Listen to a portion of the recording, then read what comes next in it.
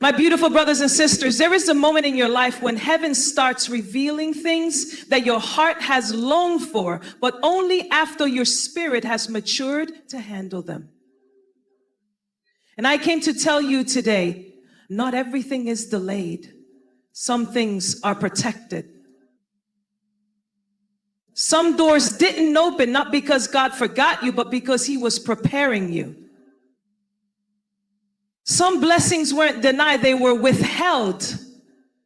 Because a loving father doesn't give keys to a child who's still learning how to walk. You see, God is not moved by your timeline. He's moved by your transformation. He's not looking at your calendar, he's watching your capacity. And there are signs, there are shifts, there are supernatural indicators that begin to appear in your life when God knows you're ready. This word is not for the casual listener.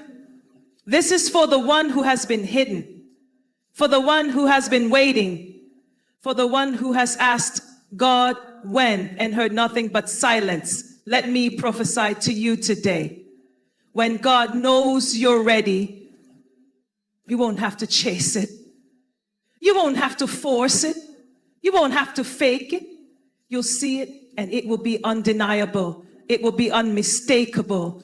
It will be God. Are you ready to learn what those signs are? Are you ready to discern what you've been overlooking? Are you ready to walk boldly into what's been waiting for you? Then let's go deep. There comes a sacred moment in your walk with God when the very things that once pulled on your attention, drained your energy, or stirred your emotions no longer have a grip on you. It's not that the world suddenly changed. It's that you did. It's a sign, a spiritual signal that heaven has marked you ready for more. When you begin to lose interest in what once distracted you, it means the cravings of your soul have shifted. The appetite of your spirit has matured, and your vision has cleared from the noise of things that once felt necessary, but were never meant to be permanent. That's powerful. You stop responding to every call that used to stir your insecurity. You stop chasing people, places, and patterns that once validated your brokenness. You stop entertaining environments that were never built to hold your purpose. And this isn't because you're trying harder. It's because grace has grown louder within you. When God knows you're ready, he begins to remove the allure of the counterfeit. He begins to dull your taste for empty affirmation. He allows certain things to lose their flavor, to lose their spark, because he's awakening your spirit to something far greater than temporary satisfaction. You begin to discern the cost of distraction. You begin to recognize how much time you've wasted, how many cycles you repeated, how much peace you forfeited because you were busy feeding a hunger that didn't come from God. And that revelation, when it hits your heart, it changes you. It sobers you. It recalibrates your discernment. You don't need a sermon to remind you. You don't need a crisis to shake you. You just know. It's time to move different. The things that once lit up your emotions begin to fade. And instead of chasing noise, you begin to pursue depth. That's a sign that God is shifting your identity to match your destiny. Distractions often show up as good things, familiar things, things that once served a purpose in a former season. But when God begins to call you higher, he starts shutting the emotional doors that those distractions used to walk through. And it doesn't always feel dramatic. Sometimes it feels like disinterest. Sometimes it feels like quiet disconnection. Sometimes you look at what once consumed you and you realize it no longer speaks to you. It no longer feeds you. It no longer fits you. That's not boredom. That's breakthrough. You begin to guard your time, your energy, your mind with a holy intentionality. You stop entertaining conversations that drain your focus. You stop scrolling past things that once triggered comparison. You stop responding to chaos that once made you feel needed. You stop proving yourself in rooms that no longer require your voice. And all of that is evidence of spiritual growth. It means you're not as easily swayed. You're not moved by what's loud. You're led by what's lasting. It means your eyes are fixed, your heart is clearer, and your spirit is no longer tolerating what your calling has outgrown. This is not something you can manufacture. It doesn't come from willpower. It comes from surrender. It's the fruit of intimacy with God. Because when you truly begin to abide in his presence, he begins to detox your soul from the things that kept you small. He begins to wean you off the need for approval, applause, and constant attention. And suddenly, the places that used to thrill you now feel too noisy. The relationships that used to occupy your mind now feel misaligned. The activities that once filled your schedule now feel like a waste of oil. You're not trying to be deep, you're just finally walking in depth. You're not trying to be better than others, you're just finally choosing better for yourself. This is where clarity starts to feel like protection. You no longer ask why certain doors are closing. You thank God they did. You no longer chase after what used to affirm you. You realize your identity was never meant to come from that in the first place.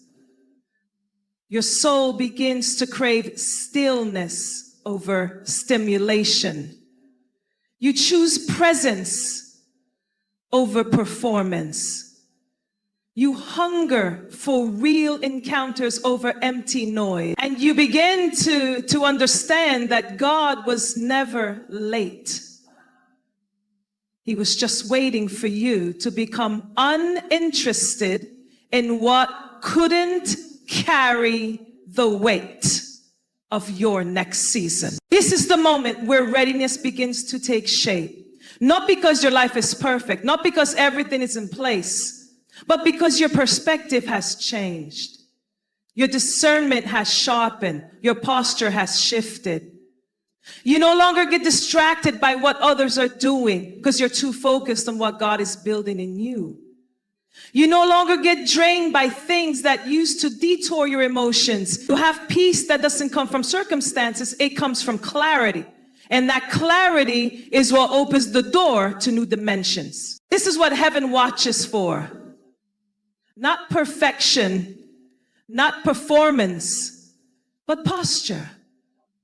And when your posture reflects that you're no longer emotionally tethered to distractions, heaven says, now they're ready. Now they can be trusted.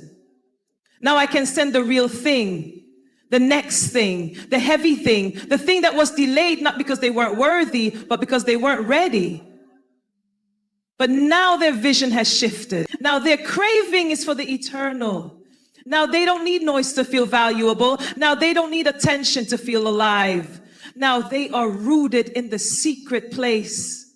Now they are walking with spiritual sobriety.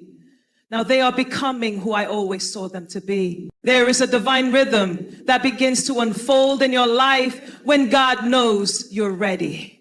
It is a shift that cannot be explained by hustle, effort, or human strategy. It is when opportunities begin to find you, not because you chase them, but because your character caught up with your calling. This is the grace that flows when your identity is rooted in the secret place and not in performance. This is the flow that happens when heaven opens doors no man can shut, and suddenly things you were striving for begin to arrive without striving. This is what happens when preparation meets divine timing. God doesn't reward panic. He honors posture. And when your posture reflects maturity, surrender, and spiritual alignment, you attract what you were once chasing. The opportunities that begin to find you are not random. They are the manifestation of what God already authored. They are not signs of luck. They are signs of alignment. You begin to notice favor in places where you didn't even apply. People begin to mention your name in rooms you've never entered. Invitations begin to come not because you promoted yourself, but because you protected your oil. When God knows you're ready, He sends opportunities that match your anointing, not your ego. He sends opportunities that require your growth, not your exhaustion. They stretch you, but they don't strip you. They challenge you, but they don't consume you. That's how you know they're from Him. The blessing of readiness is not in how much effort you exert. It's in how deeply you've surrendered. God cannot trust you with what you idolize. He cannot release the weight of your neck if you're still addicted to applause. He cannot send divine doors if you're going to turn them into stages of self-glorification. But when you stop chasing and start abiding, you begin to magnetize what's meant for you. You begin to attract opportunities that don't come with manipulation, compromise, or hustle culture. They come with confirmation. They come with peace. They come with a sense of this is God written all over them. You don't have to strive for what God has already spoken. The striving stops when you realize the harvest is connected to obedience, not burnout. When you are ready, the thing you were praying for doesn't just show up. It shows up with clarity. It shows up with timing. It shows up with the resources and the alignment that prove God's hand is all over it. The people you need begin to find you. The doors you knocked on in the past with no answers suddenly swing open. And it's not because the door changed. It's because you change. You're no longer coming with desperation. You're coming with discernment. You're no longer begging for rooms. You're walking with the grace to build your own. God promotes the prepared, not the popular. And preparation isn't always visible.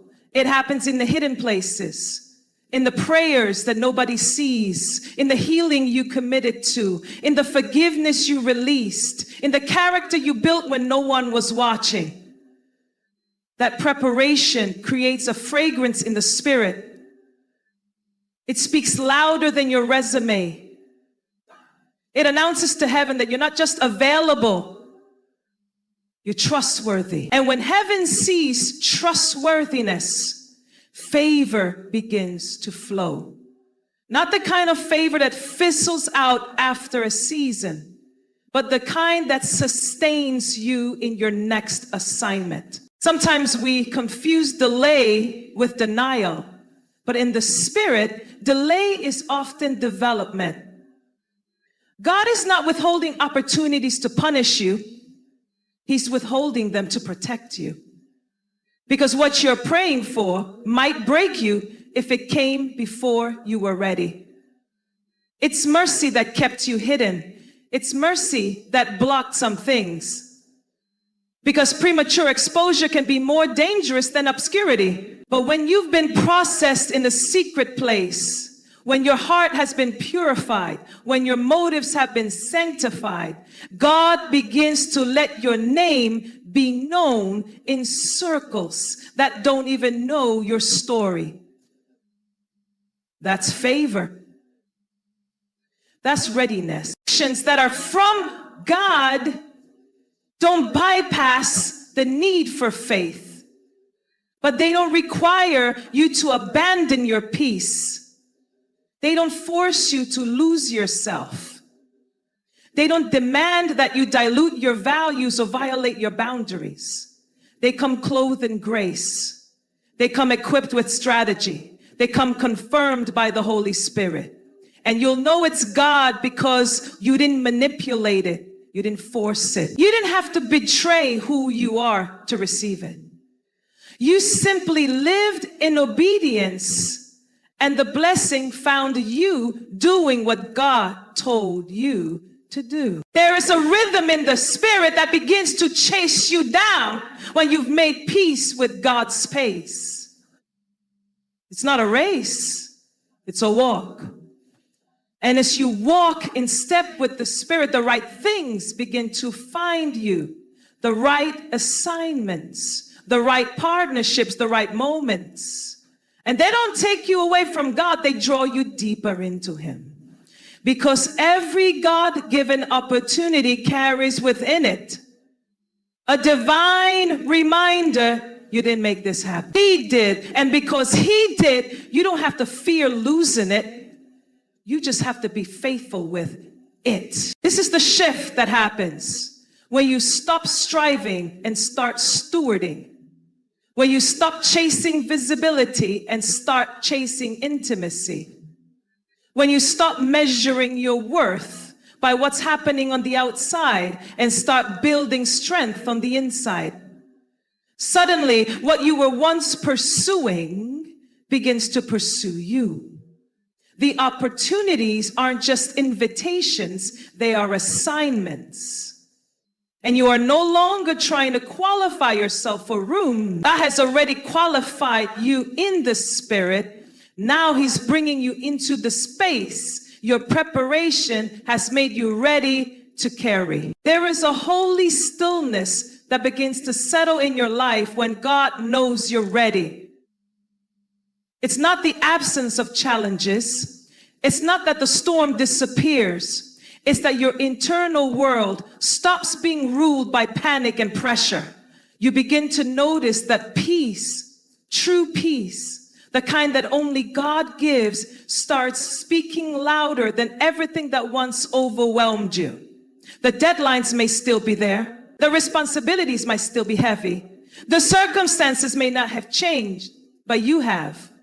You're no longer waiting for the storm to stop before you feel calm. You carry calm in the middle of the storm. And that peace isn't something you manufacture with positive thinking or affirmations. It's born from a place of spiritual maturity. It's the fruit of intimacy with God.